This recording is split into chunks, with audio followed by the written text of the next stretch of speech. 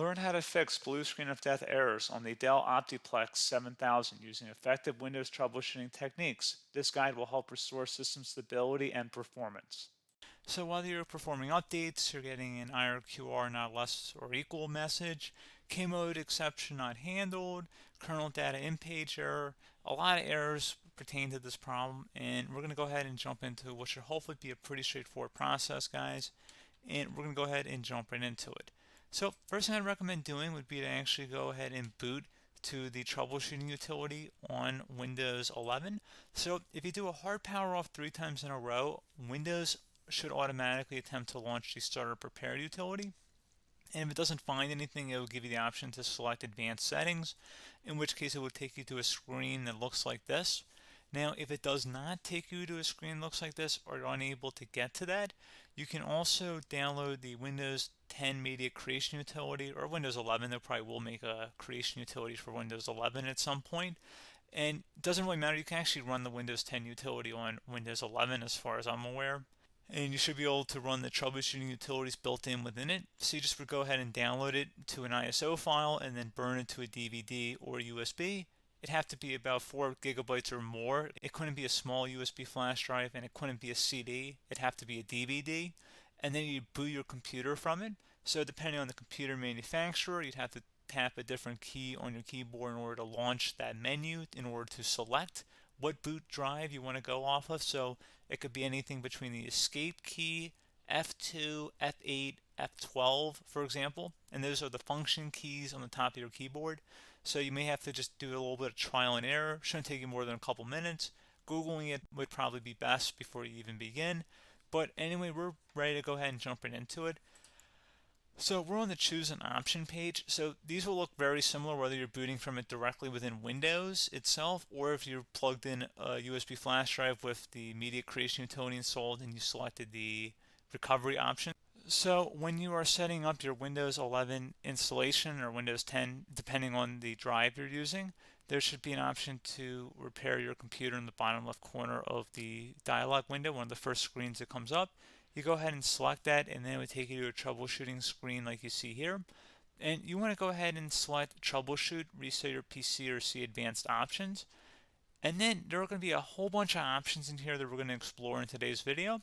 The first one, we're going to actually go underneath advanced options and then select startup repair, fix problems that keep Windows from loading. So go ahead and select that first.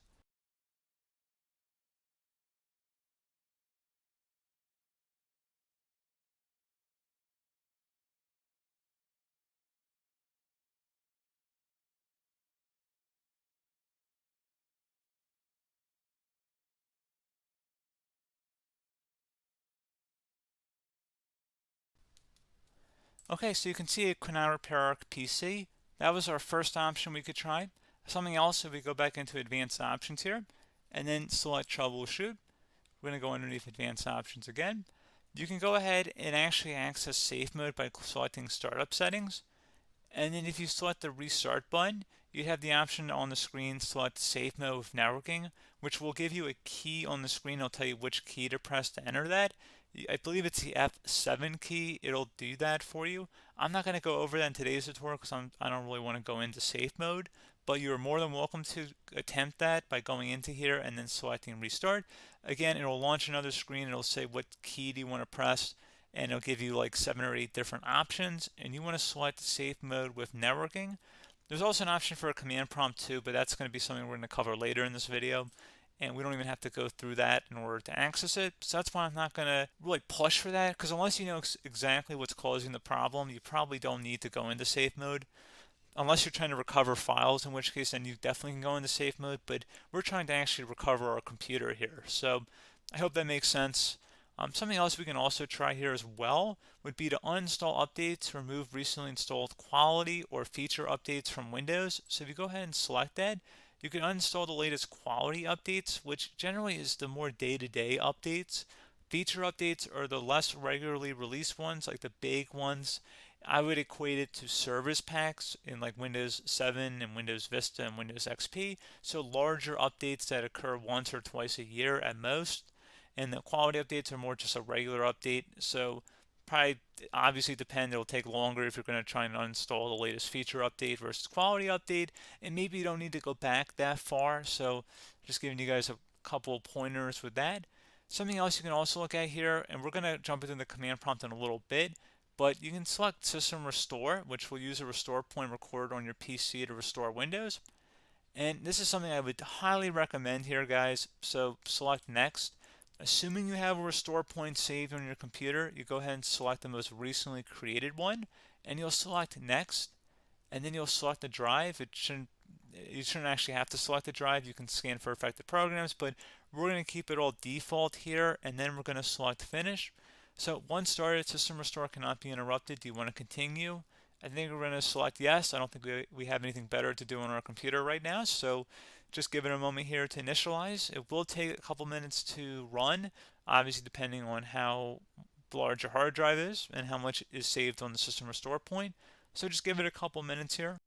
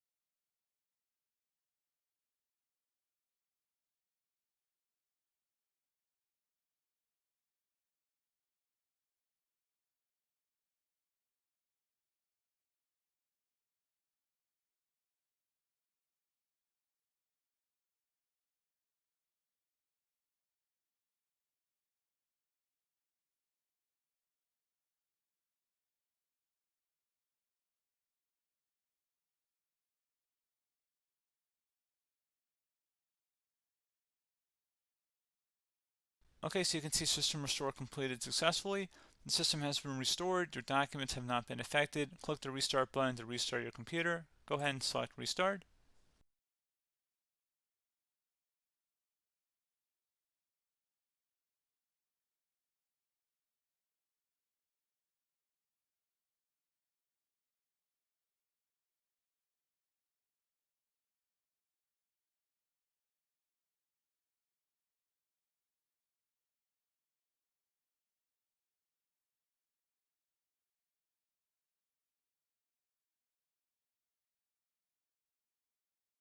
Okay, so you can see the system has been restored successfully.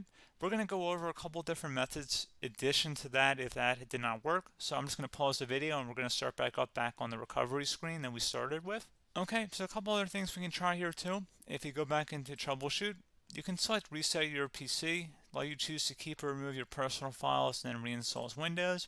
You can select to keep my files, which will remove apps and settings but keeps your personal files. You can also select remove everything, which will remove all of your personal files, apps, and settings. So this is more of a factory reset, the second option here.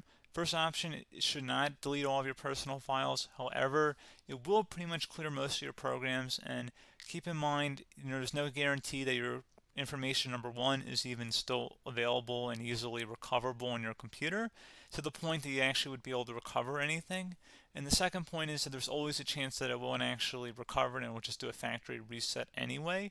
So there's no guarantee that actually would keep your files anyway. So I would recommend trying to get a recovery tool and backing that up first before selecting it anyway. But again, those are a couple different options. And then something else you can try here if you go back to the choose an option. Another option, if you go underneath choose an option and select troubleshoot, advanced options, and now select where it says command prompt. Okay, so the first thing we should do is type our main hard drive here. In most cases, it should be the C drive. So you just do a C colon and then hit enter on your keyboard. So once you're underneath the C drive, we're going to type in dir and then hit enter on your keyboard. It should have program files, users, and Windows all in there. That's how you know you're in the right directory.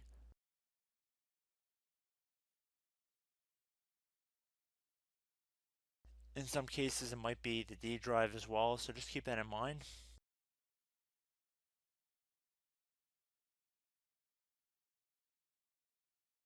Next thing we're going to do is type in cd space /Windows /system32 /config, and then you're going to hit enter on your keyboard.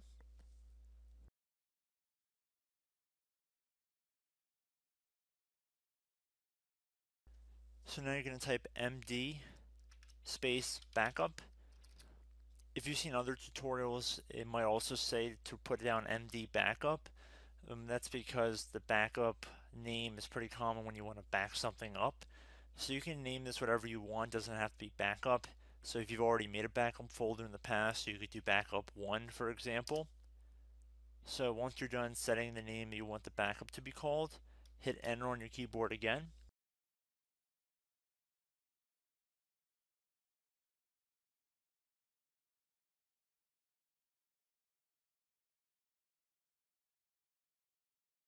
At this point you want to type copy, C-O-P-Y, space, then you want to do the star symbol above the 8 key, then do a period or a dot, whatever you want to call it, then another star sign, and then another space, and then type backup, and then hit enter on your keyboard.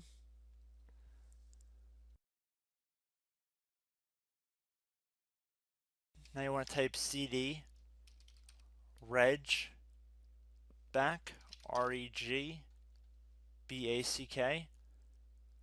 and then hit enter on your keyboard.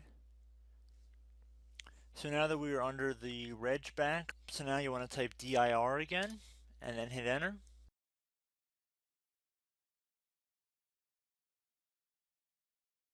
So now at this point we're going to type copy again. So copy, space, star sign,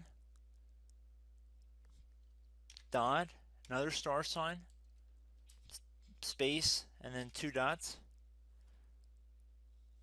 So we're going to type copy, space, star sign, dot, sign, star sign, dot, dot, and then hit enter on your keyboard again. So for overwrite, you want to overwrite all. So type A on your keyboard, so capital A, and then hit enter on your keyboard.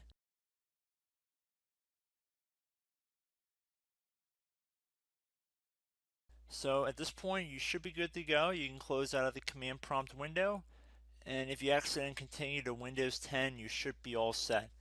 So I hope one of these 3 or 4 different methods we went through in this tutorial helped you guys out. Again, I'm not sure if you guys heard me earlier, but try to go back into your safe mode if possible and uninstall any programs you know might be conflicting with the Windows startup if you can get into safe mode. So just keep that in mind. Something very simple like that could be blocking up everything. So again, I hope this tutorial helped you guys out, and I will catch you in the next tutorial. Goodbye.